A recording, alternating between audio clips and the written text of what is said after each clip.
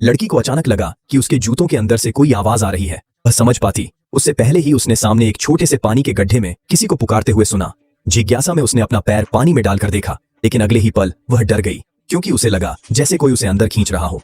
उसी समय उसे याद आया कि दिन भर उसकी माँ ने उसकी खराब पढ़ाई और निकम्मेपन के लिए उसे डांटा था। दुखी लड़की ने सोचा कि अगर वह गायब हो जाए तो शायद सबके लिए अच्छा होगा। यह सोचकर उसने पानी में छलांग लगा दी, लेकिन उसे क्या पता था कि वह एक प्राचीन दुनिया में पहुंच जाएगी। वह एक पुराने मंदिर से होकर नीचे गिरी और सैनिकों के बीच जा पहुंची। पहले तो उसे लगा कि कोई ऐतिहासिक नाटक की शूटिंग चल रही है, लेकिन जब एक सैनिक ने उसकी गर्दन पर तलवार रख दी तब उसे समझ आया कि वह सचमुच अतीत में आ चुकी है। खुद को बचाने के लिए उसने झूठ बोल दिया कि वह स्वर्ग से भेजी गई देवी है। फिर उसने बारिश के लिए प्रार्थना करने का नाटक किया, हे भगवान वर्षा कराइए। हैरानी की बात यह थी कि अगले ही पल आसमान में बादल छा गए और मूसलाधार बारिश होने लगी। सभी लोग उसे देवी मानने लगे और लड़की को वहां रहने की जगह मिल गई।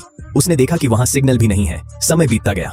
उसने अपनी आधुनिक दुनिया की जानकारी से लोगों की मदद की और इसी दौरान उसकी मुलाकात शियाओ चेंग्यू नाम के युवक से हुई।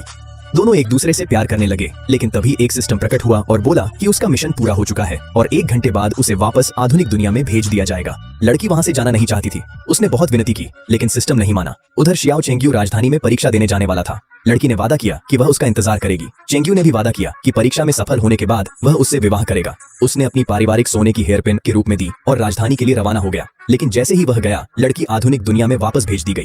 उसे नहीं पता था कि शियाओ चेंगयू वास्तव में एक साधारण विद्वान नहीं, बल्कि शाही परिवार का सदस्य था, जो राजनीतिक साजिशों से बचने के लिए अपनी पहचान छिपा रहा था। उस समय लड़की गर्भवती भी थी। 10 साल बाद चेंगयू सम्राट बन चुका था, लेकिन उसने लड़की को कभी नहीं भुलाया। वह पूरे देश में उसकी तलाश कराता रहा, मगर उसका कोई पता नहीं चला। इधर आधुनिक दुनिया में लड़की को अपने फोन में एक रहस्यमयी ऐप मिला। उसे खोलते ही उसने फिर उसी प्राचीन दुनिया को देखा। इस बार कहानी एक लड़के शियाओफान की थी। लड़की को जल्द ही शक हुआ कि शायद शियाओफान उसी और चेंगयू का बेटा है। इस फोटो के लिए लाइक करें।